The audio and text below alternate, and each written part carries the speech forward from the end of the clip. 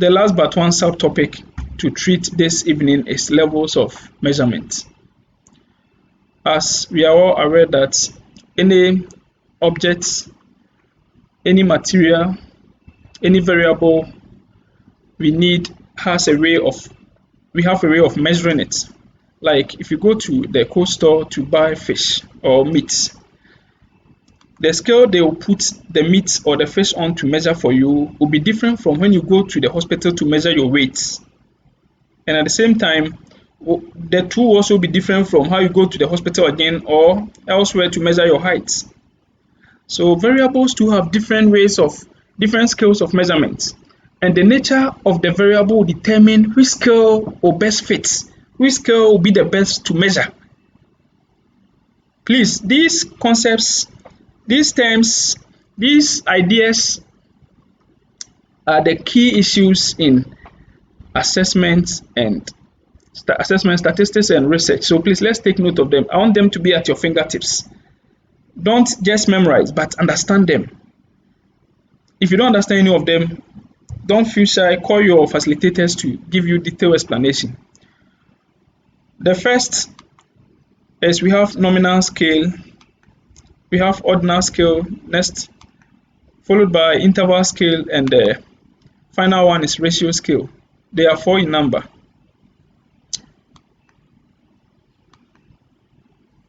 When we talk of nominal scale, your variables come in the form of first grouping.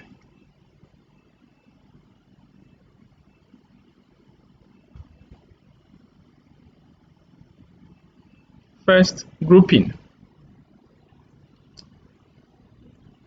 Next, names. And the last is identifiers. They come as identifiers. This simply means that variables here are not carrying any weights. They don't come in degrees. They don't have any quantifiable value, which you can base on to compare. They just serve as codes. Variables on the nominal scale serve as codes. So let's take note of this. A typical example is gender. And I hope we've all filled or responded to information on a questionnaire before, at least once in our lifetime. On every questionnaire, not all questionnaires, but on most questionnaires, you may see gender when we want to know your sex. And gender, we expect that you choose male or female, but you will see that it always comes in a coded form when either male is assigned 1 or 2, or female is also assigned 1 or 2. So it's either we give male a code of 1 or female a code of 2. Sometimes we can even use 0, 1 or letter A, letter B. The number here in front of the male is just coding. It's just an identifier. It's just labeling. And it's not carrying any weight. So any student, any candidate, anybody who responds to male and take 1 means that the person is a male. But it means the person is either a man, a boy, or let me put it simply put, a male. Or if anybody who takes 2, it means either the person is a girl or a woman or a lady. So choosing 2 doesn't mean that person is better than the one who chose 1. Again, we can talk of favorite color. On a questionnaire, if you're asked to choose your favorite color and you see blue 1, red 2, white 3, black 4, somebody who chooses 4, and it doesn't mean if somebody chooses 4, it doesn't mean the person is better, is higher, is above, or I don't know what to even say again, than anybody who chooses 1 or 2. I mean the red or the blue. They are just coding. The final example is hall of affiliation. And I know in this school, each student is admitted to a different hall. Nobody has 2 halls. So on a questionnaire, if you ask you to take 1 and you see your hall, maybe St. Michael is assigned or is given hall 1. St. Gabriel is given hall 2. St. Raphael is given hall 3. Somebody who chooses St. Raphael is not better than somebody who chooses St. Michael because of the codes assigned to them. It's just labeling. It's just grouping. Now let's take note of these points. To be able to understand nominal scale well, we should note that they cannot be ranked. Like I said, even if we assign numbers to them, the numbers do not come in degrees. They do not come in with rates or values. So they are just for coding. So they cannot be compared. They cannot be ranked. The numbers assigned to the trace are just used as coding or labeling, but not degrees, or they do not come in quantity. For instance, I think I've explained this already. The number assigned to the female and the male. Okay, let me move on. The next scale of measurement is the ordinal scale of measurement. Ordinal scale of measurement. Order, as the name implies, means this scale of measurement only accepts variables which can be compared, variables which can be ranked. So we can only put variables which can be ranked on this scale. We can only measure variables which can be ranked on this scale. So if the variable cannot be ranked, then you cannot use this scale. But apart from the ranking, it also has the quality of the nominal scale, which is classify or group subjects. So it groups subjects, it classifies them, it labels them, it serves as an identifier. And in addition to that, it also ranks. So that is the additional characteristic compared to the nominal scale. Example, we can talk of position in class. That is when we are dealing with academic performance. And along the line, I'll throw more light on these three examples: academic performance, weight, and height. But for the meantime, let's understand that anytime these variables are compared, anytime you hear that these variables are compared, they will come straight to ordinal scale. For instance, if a student, after writing a test, after writing an exam, comes out with a certain position, we mention the position of the student, that means there's a comparison. Like, let's say Ebiba topped the class. Ebiba was at the bottom of the class. Ebiba scored 90 and was at the third position, or Ebiba scored 80 and was at the bottom of the class. Here you can see we mention the score and we compare the score with others. So far as it has been compared, means academic performance is treated or is measured on the ordinal scale. The next example is socioeconomic status. Socioeconomic status. Anytime we hear socioeconomic status, what should come to mind is either somebody is rich, poor, or moderately rich. And you can see naturally it comes in the form of a comparison. So it will be on this scale, the ordinal scale. And the last but not the least, we can talk of weights. Weight too, if it comes in a raw form, it will not be here. But if it comes in a comparison form, like if it comes in a comparison form and also height in a comparison form, they will be put on this scale. Examples like for the weight, Amma weighs higher than Kofi. Amma weighs higher than Kofi. So far as Amma weighs higher than Kofi, there has been a comparison. We have compared Amma's weight with Kofi. And so weight here will be sent to or can be measured on the ordinal scale. We have heights. Mike is taller than Vera. Mike is taller than Vera. Comparing their heights means there's a comparison. They have been ranked. And we know as Mike is taller than Vera, then automatically Vera will be shorter than Mike. So there's a comparison. So heights, when it's compared, not just height. Let's take note of that. Height in a comparison form will be here. I know why I'm stressing on this. Because many a times the kind of questions we pose in the quizzes and examination, if you don't take care, you'll be confused. So let's take note of the two, the three examples, the performance, rates, and heights. They can be on the ordinal scale, but when we get to the other scales too, I'll explain in detail. I will show you how we can bring the three of them there. The next scale of measurement is the interval scale. And interval scale has the characteristics of the two. The characteristics of the two scales of measurement I have explained already. But in addition, it has equal intervals. A score of 0 is considered arbitrary, which means it's not meaningful. I said it has equal intervals, and the reason is that with the interval scale, variables here are always having equal gaps.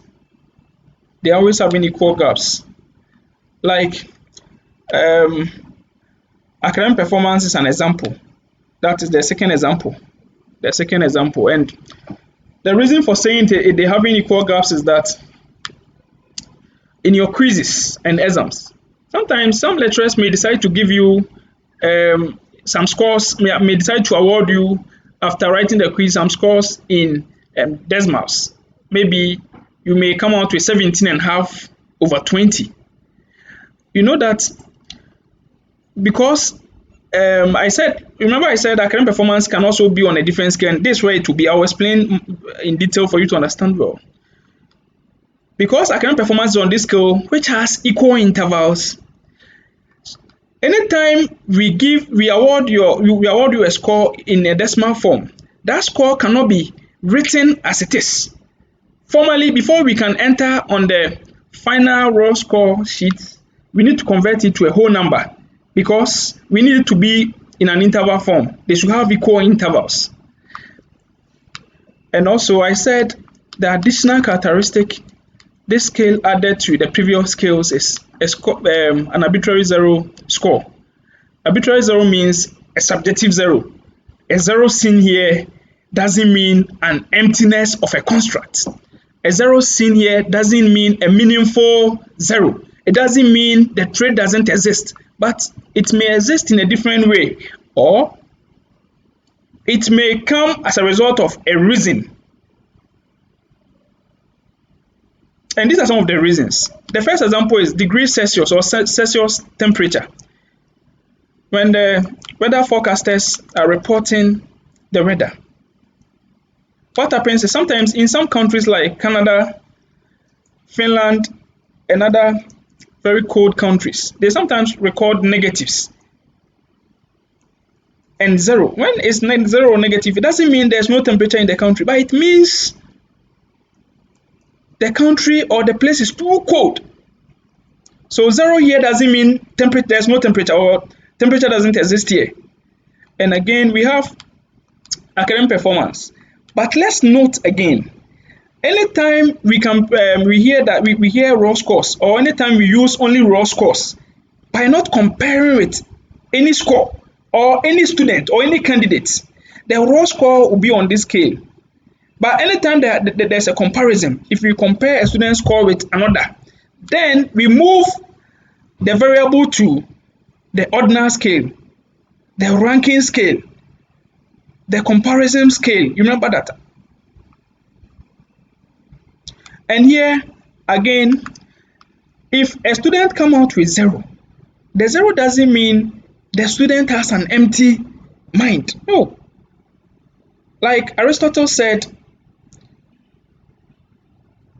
nobody was born a tabula rasa.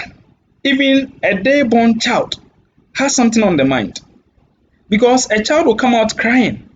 But the moment the mother puts the breast, sorry for this word, the breast in the mouth, what happens? It stops crying.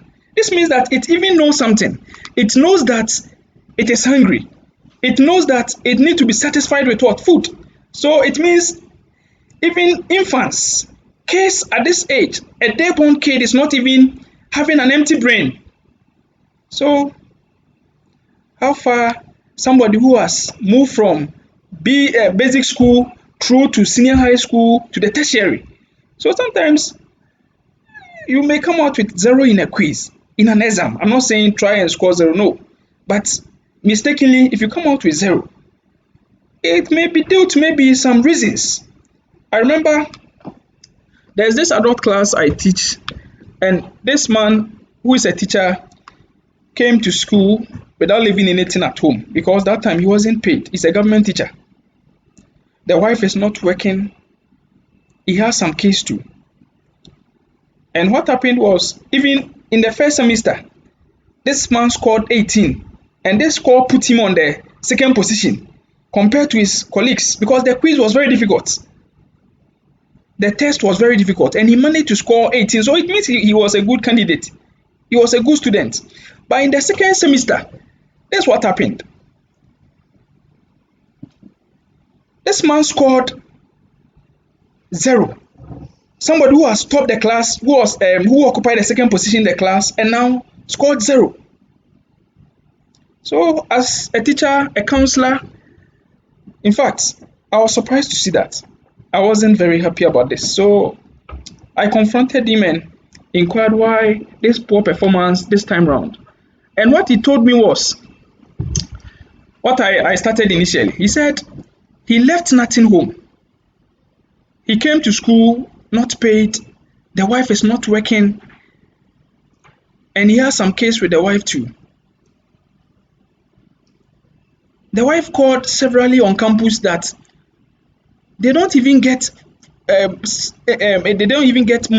money to buy anything. When their kids are even sick, it's very difficult to even buy them drugs.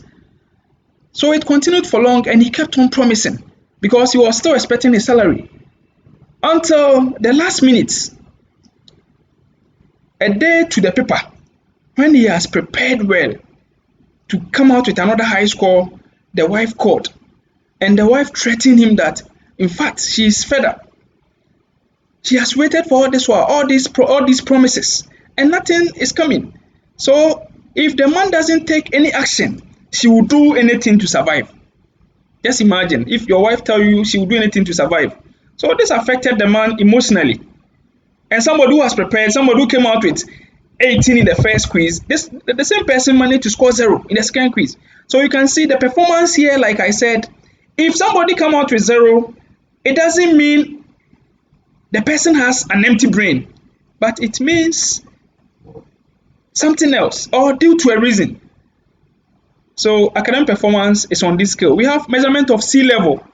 Measurement of sea level, sometimes you will see in some foreign countries, you see that it might be river or any other source of water dried. And so far as they are dried, it doesn't mean if you don't take care, it will not drown you. No. It might be dried physically, but you can even fish in. So that one too has an arbitrary zero level. We have abilities. Let's take note of this. Anytime you see any ability example in a quiz or exam, it's a clue. This ability example will best be measured on an interval scale. The reason is that considering normal human beings, normal people, devoid of abnormalities, nobody stand to score. Nobody stand to have emptiness in any ability characteristic. Like if you talk of ability to dance, who can dance? So far as you cannot dance and win the heart of the public doesn't mean you can dance. Even shaking the head like this is dancing, because we know some time ago somebody will just stand at a corner and be moving the wrist and tell you he or she is dancing. So dancing has no formula. So you can't say somebody has zero ability in dancing. No. So at least everybody can score something. So if in a competition, if I decide to award somebody zero because the person couldn't impress me, it doesn't mean the person has zero or emptiness in dancing or cannot even dance at all. No. So any of the abilities, so we can mention of ability to read. Any person who has gone through the education system should be able to at least read. Only that in a competition, you may decide to award the person zero, but the zero doesn't mean the person cannot read. At least the person can read, but not up to the judge's satisfaction. Ability to run. and many others. So let's take note of that. The final scale of measurement is the ratio scale of measurement. Ratio scale of measurement. And this scale too has the qualities of the first two, that is classifying, grouping, labeling, coding, serving as identifiers, and also the ranking factor. The variables here can be ranked, just like the ordinal, just like the interval. But in addition, this variable has an absolute, a meaningful zero. This variable has an absolute, a meaningful zero. And meaningful zero means, unlike the interval scale, zero seen is emptiness. It's meaningful. You can't give any reason. It means the thing doesn't exist. It means the construct, the traits, the attributes, the characteristic doesn't exist. So remember I told you some of the variables which are on ordinal may also be seen on the ratio and interval. For the interval, you saw performance again. But here you are going to see rate and height again. Let me start with the first example, which is time. Time can record zero. Let's assume Mr. Henry, who is coming from, my colleague tutor, my colleague facilitator, who is coming from somewhere in the Brunhafo region. Now it's not even Brunhafo, Brun East.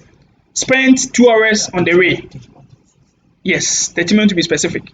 Spent 2 hours on the way. Let's assume that this same person has planned to travel maybe in the next 2 days. And on that very day in the evening, the wife called and asked, Henry, how many hours did you spend on the way? And this man, because of maybe the rain, he couldn't travel. He's still in Mampong. Now, you say he didn't travel, so it's zero. You can't say, oh, I didn't travel, it's zero, and because of this, no, you can't give any reason. It's zero. So time is on this scale. When you see zero with time, it's an absolute, it's a meaningful, it's a complete zero. It means no movement. It means no time recorded. We have weights. And weight to some materials, some variables too have no weight. I'm not very sure with atom, but I remember somewhere at the basic school, I heard atom is the smallest particle. So it's likely it may not even have weight, but some materials, some variables have no weight. Why too? Some materials may be put on the rain, on the meter or on the rule and may not record a dot, may record zero. But here, to be able to know whether weight and height or height, either it can be that the two are in the question or you may see one of them. For on the ratio scale, you have to make sure, you have to take note of how the question, how the item has been framed, how it has been constructed. If it comes in a raw state, like atta is 50 kg, the weight of atta is 50 kg. Just mentioning 50 kg means atta's weight has not been compared with anybody. So that means weight will be on the ratio scale. But if it is compared, or if it has been compared, then it cannot more be on this scale, but rather on the ordinal scale. We have height, and height to Osai is 1.3 centimeters tall. Just mentioning that Osai is 1.3 centimeters tall doesn't mean Osai's height has been compared. I'm not comparing Osai's height with anybody, I'm just mentioning the height. So a mere mention of Osai's height to put it on the ratio scale. But if it was Osai's height is 1.3 centimeters tall, and Osai is taller than Owusu, here you can see there's a comparison. Or I may even decide not to mention the figure, but go straight to compare. Osai is the most tallest in the class. I've compared. So it will not be on this scale. It will go back to the ordinal scale. But just a mere mentioning of the height, the value for the height, the measure for the height or weight, we'll put it on the ratio scale. Now, an activity to try your hands on. Like the first one, try these and forward them to your supervisors through WhatsApp. You can answer them on a piece of paper. Yeah, you can take a picture of it and forward it to your supervisor with your index number and your name, because it's going to form part of the assessment. Okay, the last subtopic to treat this evening is evaluation, which is also another term under assessment. Though this is somehow broader than the two terms, tests and measurements. Evaluation too is a process of making a value judgment about the worth of a student's product. Product, I'm referring to performance, student's performance, or student's final outcome. Anytime we make value judgments, then we are evaluating. And evaluation comes in two main forms. It's either formative or summative. By formative evaluation, the evaluator, the person conducting the evaluation, is judging the worth of the student's performance in the course of teaching and learning simultaneously. And here, it requires the gathering of detailed information on frequent occasions in the course of teaching and learning through such means as teacher observations. I know as teachers, in the course of your teaching, you also be observing your students. Sometimes you see that some students will be answering questions in class, and through their activeness in class alone, you may stand to promote them. They may qualify to be repeated, but because of their activeness in class, through your observations. And I know of a student at the secondary school who managed to swerve demotion or repetition because of PE. This guy was nearly failed. He was nearly repeated. But to the intervention of the PE teacher, this guy was promoted. The guy was active on the field. So the way he was being observed by the teacher came to intercede on his behalf. He defended him that the guy is good, they should maintain him, they should promote him. So you can see through observation, sometimes you can take certain decisions.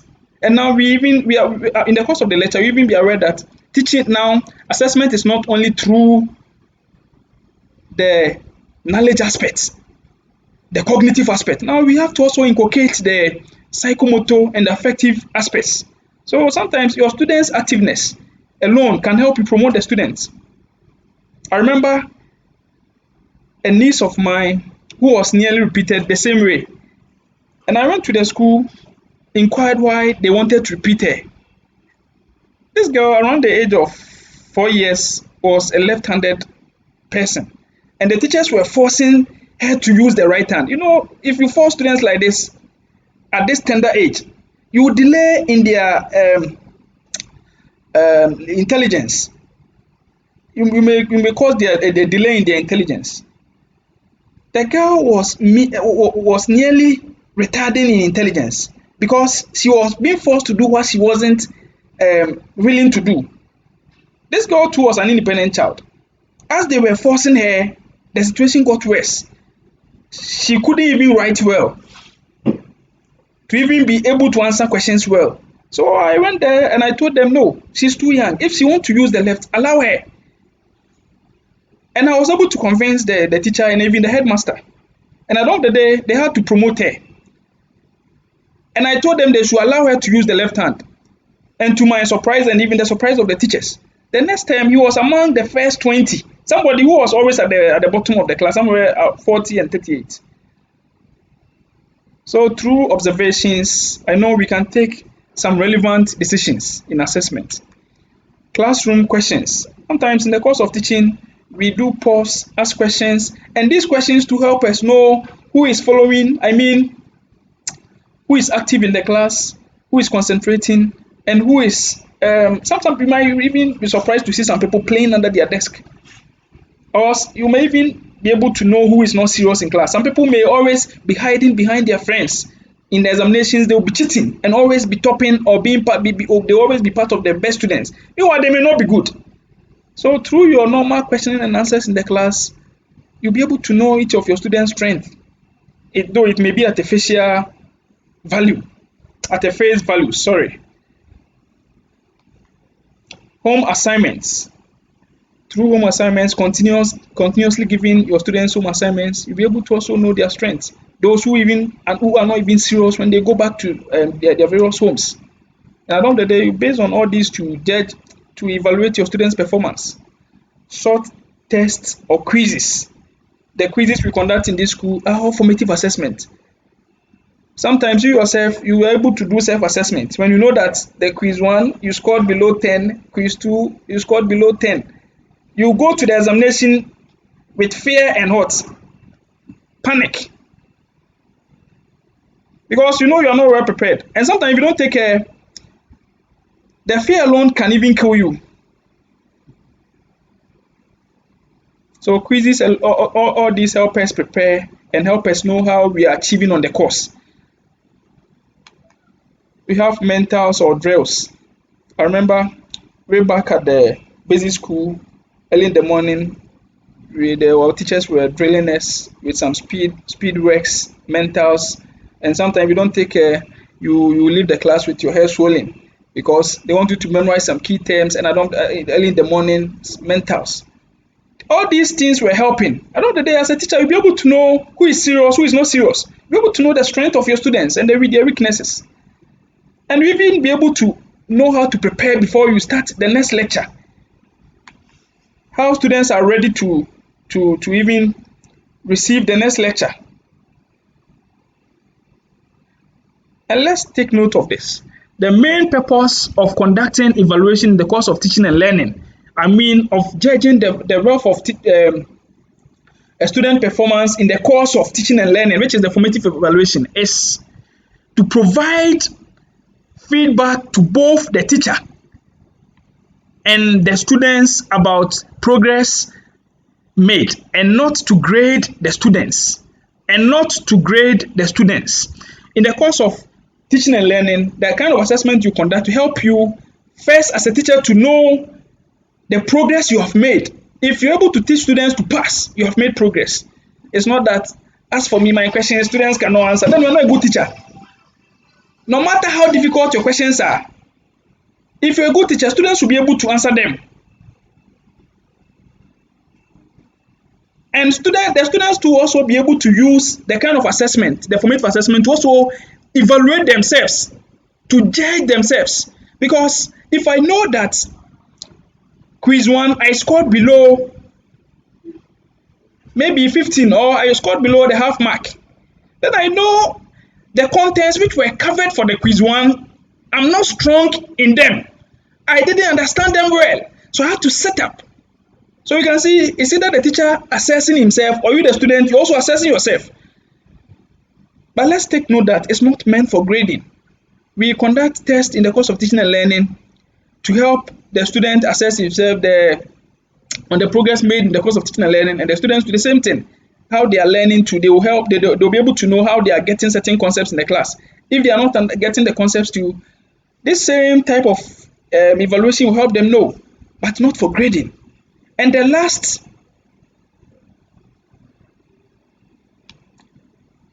and because they are able to know their strength and the teacher is also able to know his strength, at the end of the day, the teacher will know where to even start from in the next lecture. He's able to do diagnostic kind of assessment or evaluation to know how prepared students are to receive the next lecture, to understand the next lecture. So if you know, or through the assessment and the evaluation, if the performance is poor, the general performance is poor, then it means that he has to take the course again. He has to take the topic again. He has to treat the topic again for them to understand before he can proceed. Because with these computational These are computational kind of tests which come from the hard sciences, the hard subjects like mathematics, engineering, and other hard subjects which we build on, like mathematics. If you don't understand one concept, understanding another concept become difficult. Here, after this formative assessment, if you see students' performance are poor, then it's best to take the topic again. Summative evaluation is the second form or the last form to treat the last form of evaluation to treat this evening, and it's about the process of judging the wealth of teaching and learning at the end of the period of teaching. So let's take note of the difference between the two. The first one, formative, which is in the course of teaching and learning. As this one, the summative evaluation is at the end of teaching and learning. It's at the end of teaching and learning. So with summative evaluation, the judgment is conducted at the end of instruction, at the end of teaching and learning. So at the end of the instruction, it can be,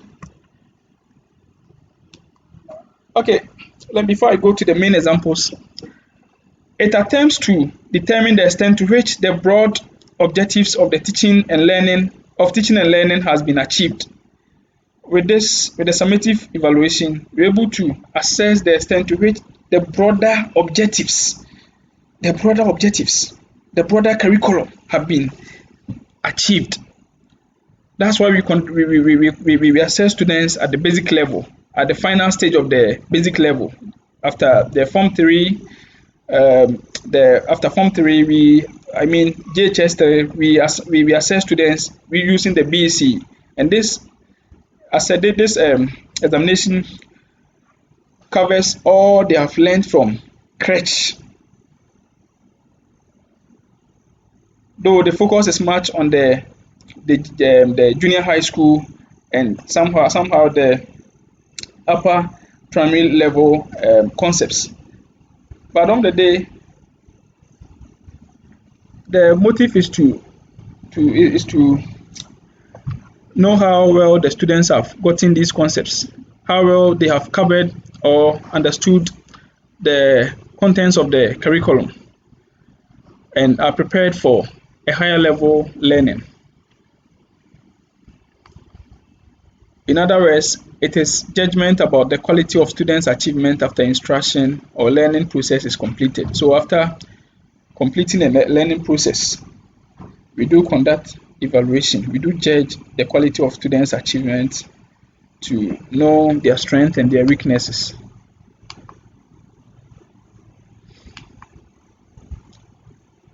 And let's not forget that as the formative evaluation wasn't meant for grading, this summative evaluation is meant for grading, but not just for mere feedback. We use it to take major decisions like placement and selection. That is what we use to place students and to select students into various senior high schools. Some time ago, when there wasn't any placement system, when you have to search for your own school, the headmasters and headmistresses in the various senior high schools were selecting students who have qualified for their schools and have chosen their schools.